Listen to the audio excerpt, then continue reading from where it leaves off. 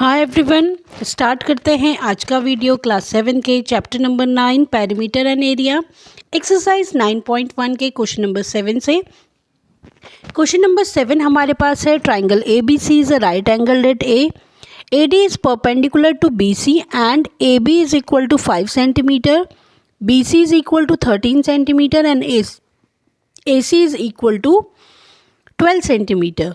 Find the area of triangle ABC, also find the length of AD. इस question में हमें एक right angle triangle given है. Right angle जो है A पे है और AD जो है परपेंडिकुलर है BC से.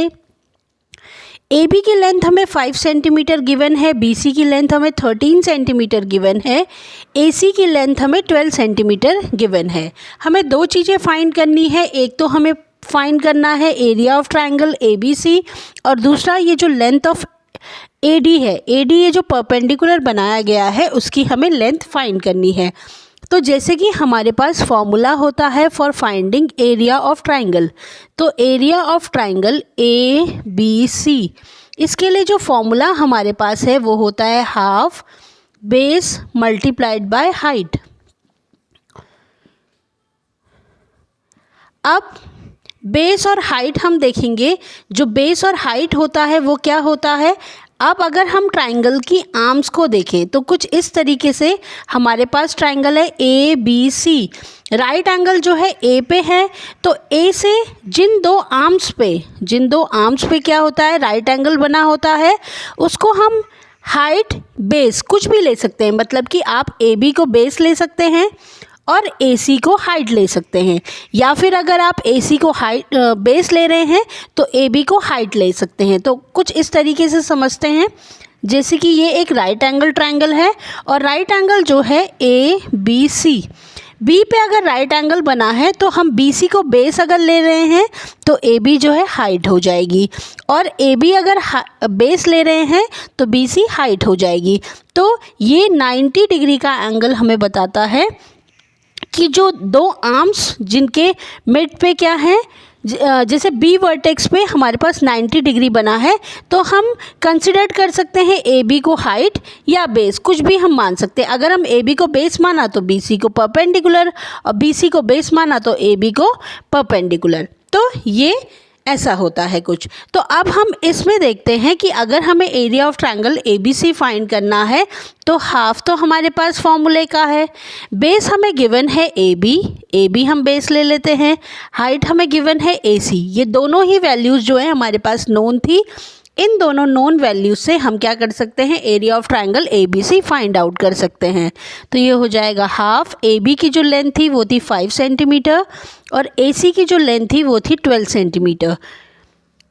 कैंसिल आउट कर लेंगे, 2 से डिवाइड कर लेंगे अगर हम 12 को तो 6 टाइम्स होता है, ये हो जाएगा 30 सेंटीमीटर स्क्वायर.